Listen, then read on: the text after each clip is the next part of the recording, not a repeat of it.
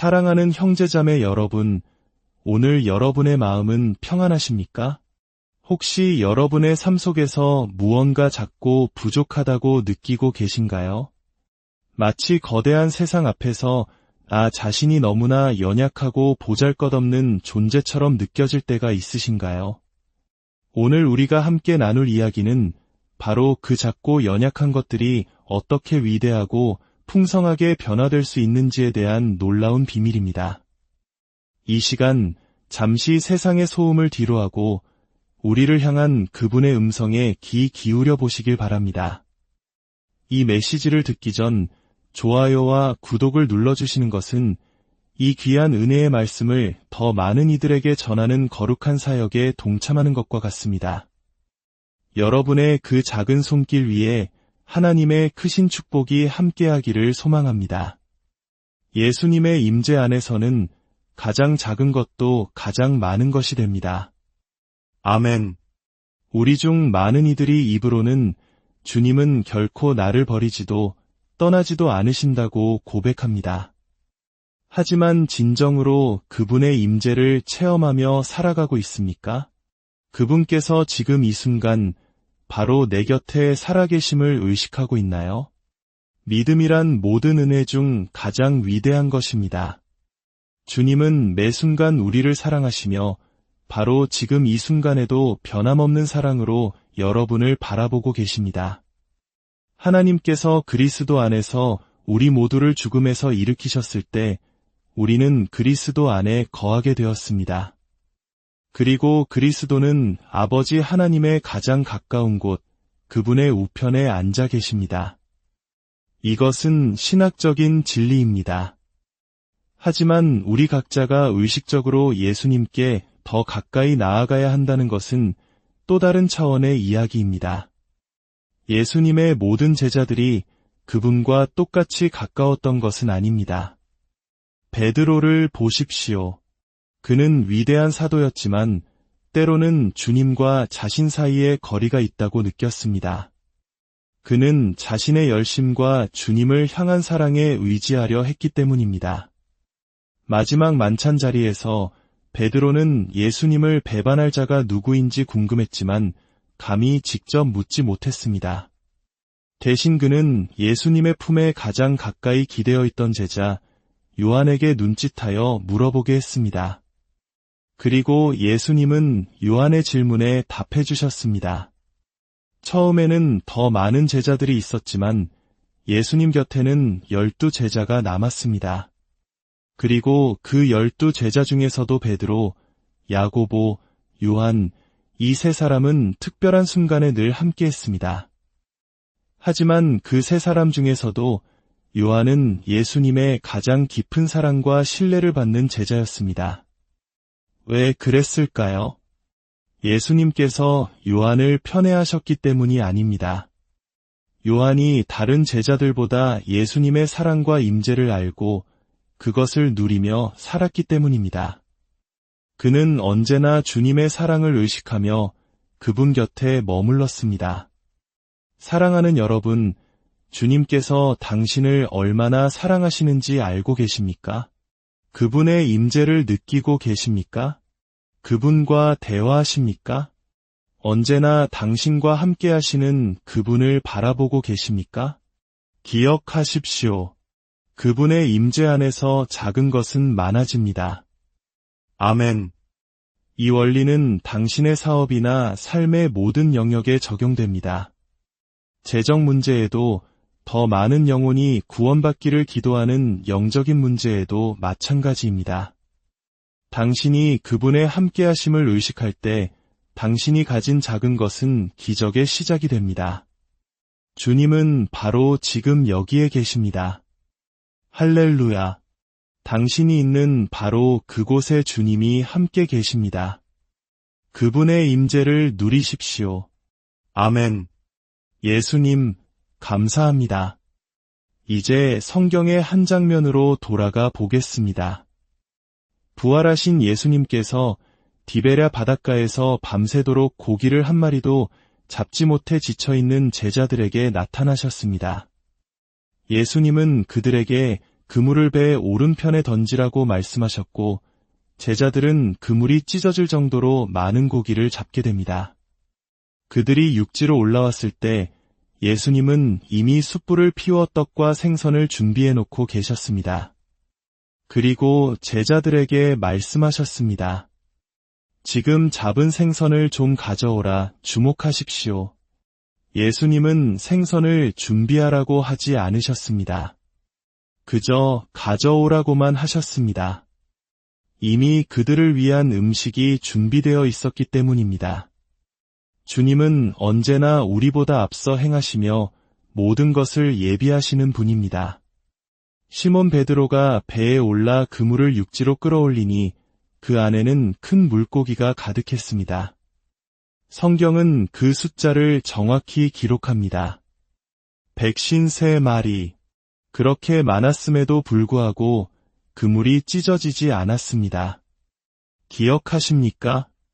누가복음 5장에서는 베드로가 예수님의 말씀에 순종하여 그물을 던졌을 때 너무 많은 고기가 잡혀 그물이 찢어졌습니다. 하지만 부활하신 예수님의 임재 안에서는 기적의 크기가 아무리 커도 그릇이 찢어지는 법이 없습니다. 아멘. 더 놀라운 사실이 있습니다. 시몬 베드로가 혼자서 그 그물을 육지로 끌어올렸다는 것입니다. 바로 얼마 전까지만 해도 7명의 장정이 달라붙어도 끌어올릴 수 없었던 그 무거운 그물을 베드로 혼자서 해낸 것입니다. 어떻게 이런 일이 가능했을까요?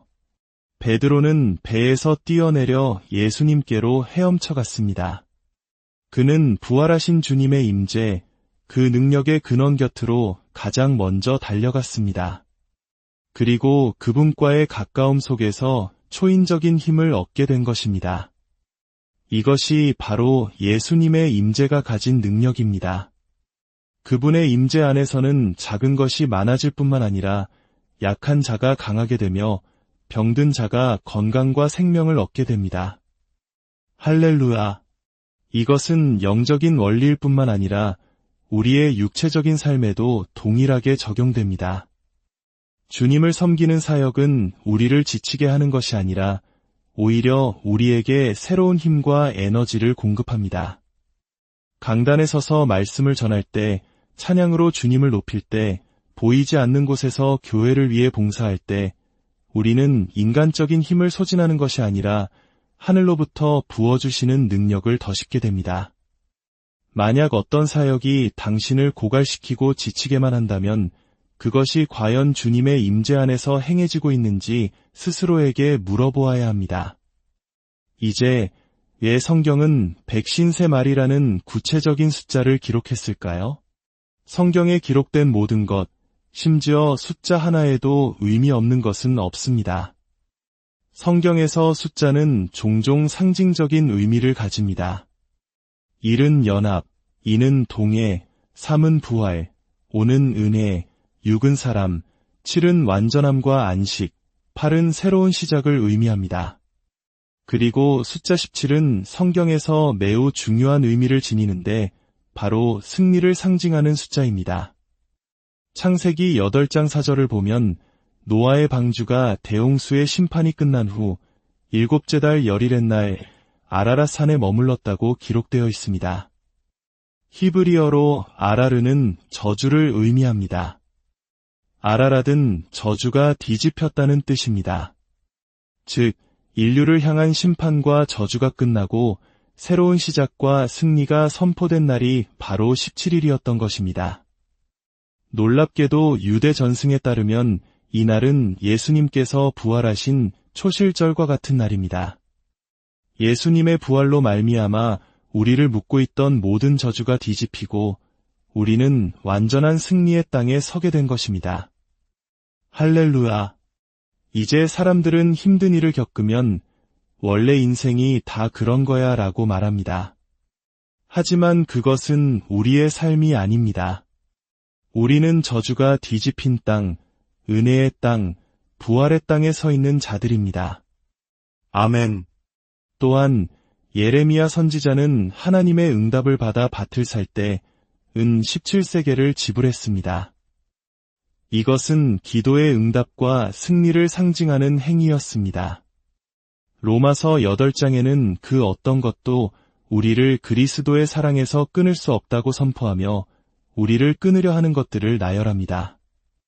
환난, 곤고, 박해, 기근, 적신, 위험, 칼, 사망, 생명, 천사들, 권세자들, 현재 일, 장래일, 능력, 높음, 깊음, 다른 어떤 피조물이라도 이 모든 것을 세어보면 정확히 17가지입니다.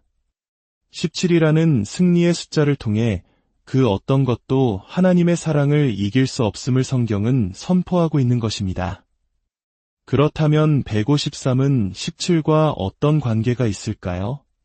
매우 흥미로운 사실은 1부터 17까지의 모든 숫자를 차례대로 더하면 그 합이 정확히 153이 된다는 것입니다. 즉, 153마리의 물고기는 단순히 많은 수확을 의미하는 것을 넘어 예수 그리스도 안에서 주어진 완전한 승리의 총합을 상징하는 것입니다. 제자들이 밤새도록 수고해도 얻을 수 없었던 그 완전한 승리가 부활하신 예수님의 임재와 그분의 말씀 한마디에 순종했을 때 그들에게 주어진 것입니다. 사랑하는 여러분, 당신의 삶이라는 배에 지금 무엇이 실려 있습니까? 혹시 밤새도록 헛수고한 것 같은 피로와 빈 그물뿐인가요? 이제 시선을 돌려 부활하신 주님을 바라보십시오. 그분의 임재 안으로 더 가까이 나아가십시오. 당신의 작은 순종을 통해, 당신의 연약함을 통해 주님께서는 153의 기적, 완전한 승리의 기적을 이루실 것입니다. 우리가 손에 쥔 성경은 단순한 책이 아닙니다. 이것은 하나님의 숨결이 담긴 살아있는 말씀입니다. 이 말씀 안에 담긴 모든 약속과 비밀이 오늘 당신의 것이 되기를 바랍니다.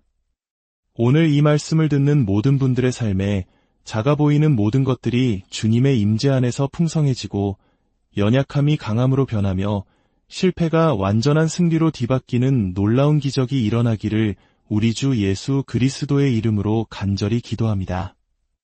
할렐루야. 주님을 찬양합니다.